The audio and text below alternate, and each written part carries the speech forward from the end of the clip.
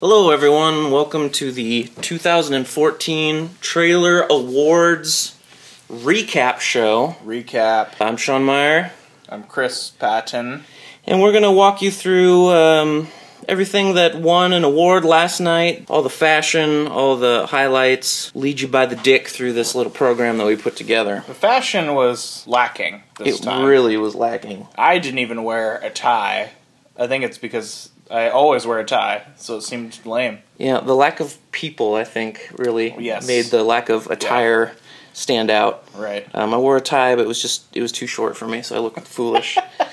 The program was a little bit different this year than it has been in past years. It was all video, no host. So it was all one video file, hit play, and then it was a runaway train. No stopping, no talking, no nothing, except for reading the winner's name. So the awards themselves, we handed out 20 statues this year. We switched up some of the categories. In previous years, we've done things like best use of a hat. Best doorway conversation last year. I liked that one a lot. But it only works once. You can't just keep doing it. No. Yeah. Can't milk a goofy one. You gotta go different. So we went different with a couple of them, and we'll get to them as we go. But we opened the evening with Best Copyright Violation, which is a classic award. Yeah. That was won by Jesus Fights, or Fathom Events Jesus Fights, and I know this has a nice story behind it too, Chris. As far as I know, in the history of Trailer Wars, until Jesus Fights came, the most anyone ever got in terms of copyright violation is just having their video taken off of YouTube. Which happens for music or something. Yeah, I used a AC/DC song, so YouTube took my video down. Right. But until this, when I used Fathom Events logo and intro and had it like overlaid over this entire thing, which I think pretty convincingly feels like a Fathom Events ad, and like within a week of putting it online, it was getting lumped in the related videos with all of their actual videos. Like, in fact, it had more views than most of them. Nice. So I was threatened by their legal department to get rid of it. And as far as legitimate copyright violation. That is the most real and direct copyright violation. The second award of the evening was Best Set or Location, which I believe is a new award this year. Yes, that was new. That one went to Rule and Ruin. By Revelius Pictures, is the handle. They went out to Fort... They were at Fort Casey or Fort Warden, one of the two, or maybe both. They were on a ferry. They were on a ferry. We saw all kinds of new locations, not just my garage for a change in a trailer. This is the first year that this category even deserved to be attempted, I think. Pretty much. The third award of the evening was Best Facial Expression. Tough competition. We had Ross Brackett making a hilarious face and Not the Boss of Me, playing a judge. Yes, that was a good one. Jillian Myers in Big Breaks, which was a clip that was used multiple times throughout the award show of her looking annoyed at the camera. Yourself in No Turning Away, making one of the funniest faces that has become a internet phenomenon GIF. and Jed Bailey in Defender of the Brick, making an awesome Jed face. Wild face. And then a somewhat similar face where he was nominated a second time, just different costuming, I think. Pretty much. Key there. But that's what tipped everybody's voting hand, and he took it away. Jed Bailey for 80s Feminist Cop. The fourth award of the evening was Most Depressing. Right, and that one went to Energy Crisis from the avant-garde edition of Trailer Wars. I think it's a good one. It's definitely a depressing trailer. Noel invokes the spirit of Werner Herzog. Okay. And it does a great impression of him, by the way. I kind of thought he sounded like the Heart kid from Captain Planet. He sounded like Monty. That's what I imagined when I heard that voice. The fifth award of the evening was Best Costumes. A lot of great contenders, though almost all of them with wardrobes supplied by Amanda Kalkworth, who is a costume hoarding champion for Trailer Wars. But the award itself went to Super Smashed Brothers. And I think that was deserved. Absolutely. A lot of attention to detail in the Nintendo character library of costumes. Yep. There was a Link. Yeah. There's a Yoshi. There's a Luigi. They really went all out. Yeah, and that wouldn't have worked without those costumes. Absolutely not. So great job, Gary Washington and his crew for Super Smash Brothers. The sixth award of the evening, Best Action Sequence, a staple of the Trailer Awards, though last year... Last year was horrible. It was rough. There were no good action sequences. Not a lot of action happening. The winner was just clips from another movie. That was bad. Yeah. But it was still the best one. Like, the right one won. But this year, much improved. much more fake punching, fake fighting. Indeed. And some real punching. Yes, and in that fact, ended up being the winner. The winner. Project Lady Fist, the 7th award of the evening, another brand new category, best use of a wig. Lots of wigs this round. There've always been a lot of wigs, but there were even more wigs than usual this time around. You won this award for donning a insane mullet wig, which we've seen in a couple other trailers, but with this particular hat combination and the line, "Touch my hair." Yeah. The 8th award of the evening was another classic category, best quote. Yes. A lot of good quotes this year. I'd like to share a couple of them if we could. Yep. Only one Hue trailer scored an amazing nomination with "There are 50 shades of Grey, but you are the finest Hue" for its titular character, Hugh, who plays a detective who's also in some kind of love triangle. Also from 8mm Jones, a fine quote. "Get over there and eat that chocolate bar that suspiciously looks like do." Yes. The pause is key. The pause is very key. Do. Manus playing 8mm Jones, directing a bunch of KKK members to eat filth off of a paper plate, which is then depicted. I'd say definitely worth a nomination there. Yep. And the winner of this category, and probably the most deserved, this is a murder trial, not a flirter trial. My Fiance's Killer. Do you want to tell us a little bit about that one?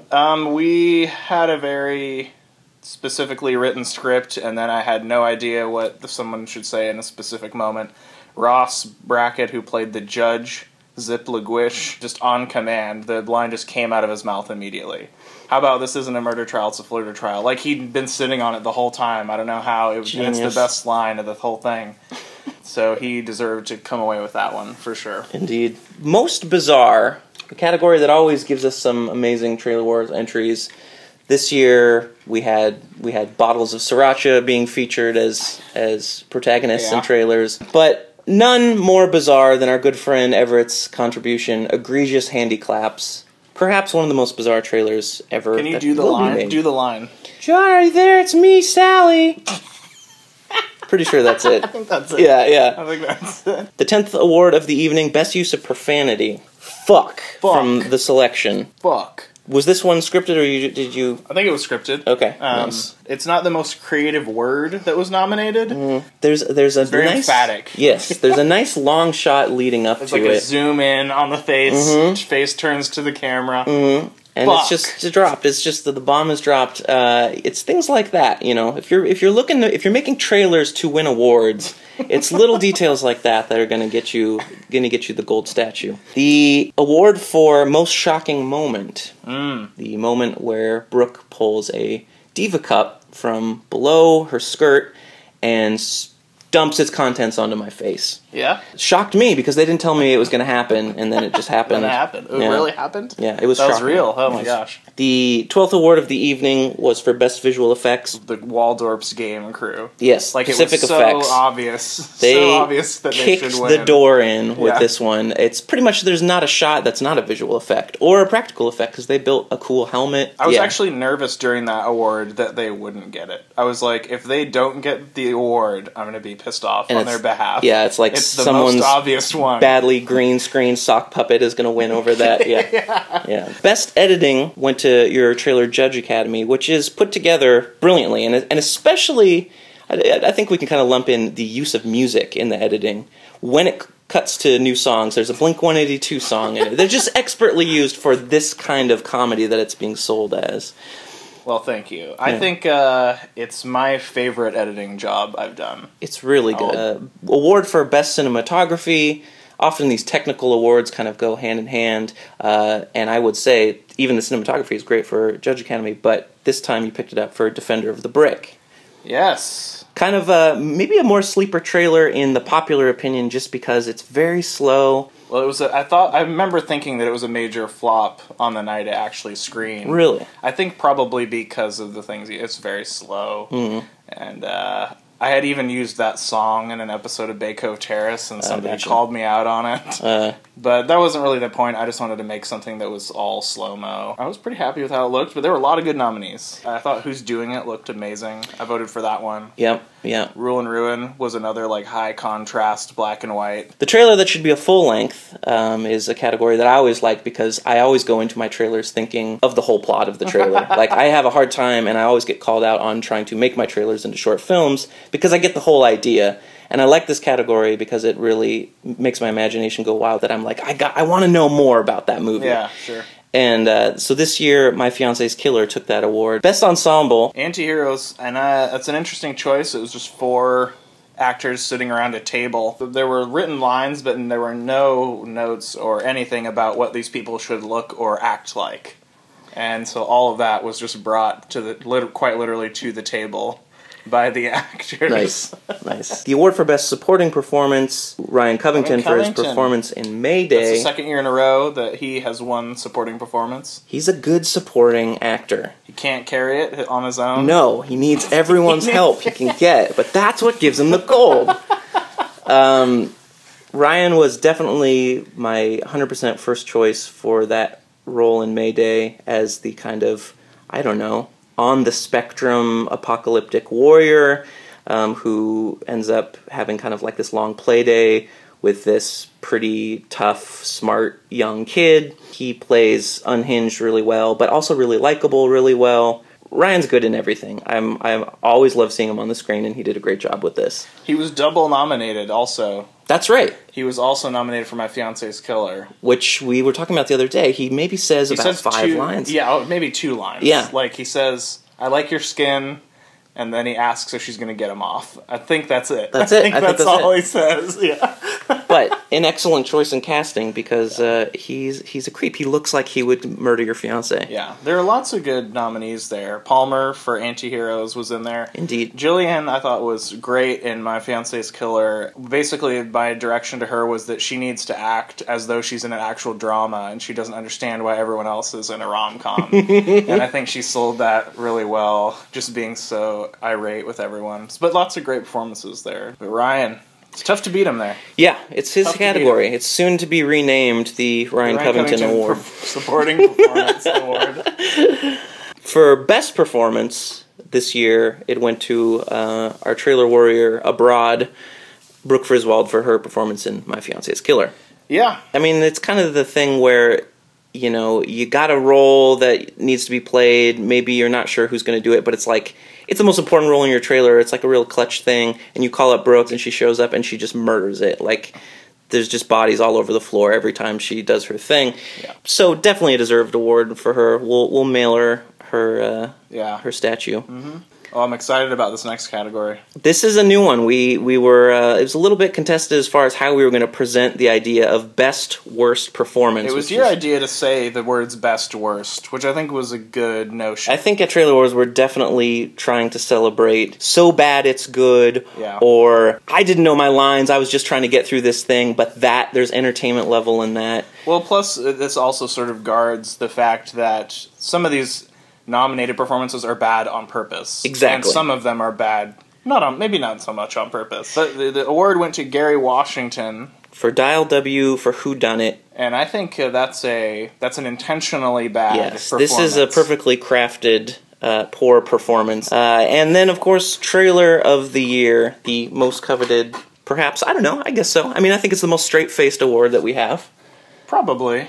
We had a lot of great nominees in this category as well. We had Judge Academy. You got your Horse with a Name. Mm-hmm. You got your Mayday. You got your Big Breaks. Yeah. My Fiance's Killer. Rule and Ruin. Project Lady Fist. A lot of good stuff. What did you vote for in this category? I voted for Mayday. You did? I did. Because I think that it's, well, first of all, you're like on a location, lots of costumes, working with an actual kid, whereas no one else in Trailer Wars ever does that. It's just you dressed as a kid or something.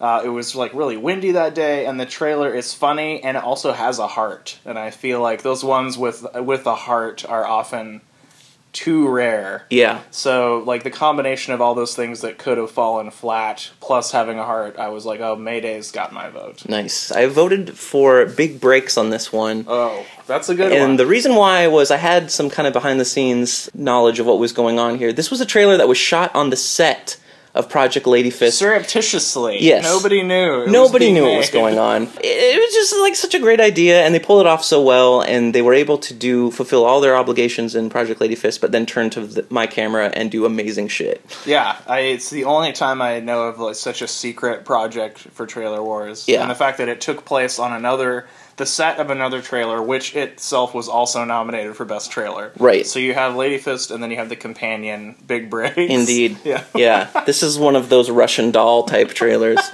But the only one trailer can take home this coveted award, and that goes to My Fiance's Killer, which, though I didn't vote for it, I think is like a no-brainer. Like, clearly a well-put-together trailer in all aspects.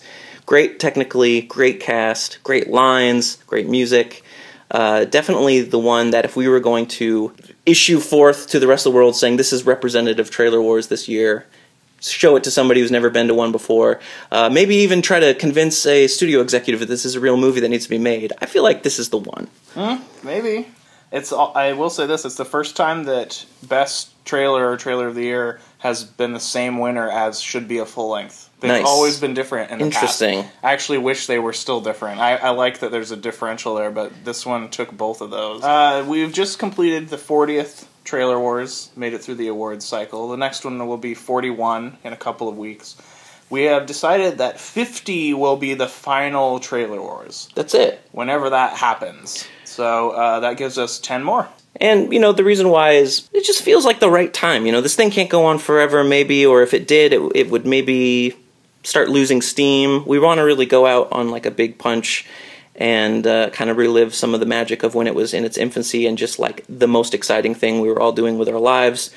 And this might be a good way to resurrect that, having these 10 more editions, getting to work with these people that are now really good friends that we've met through this process, and getting a bunch more trailers that will make us laugh and self-indulgently give each other little spray-painted gold statues at the end of the year.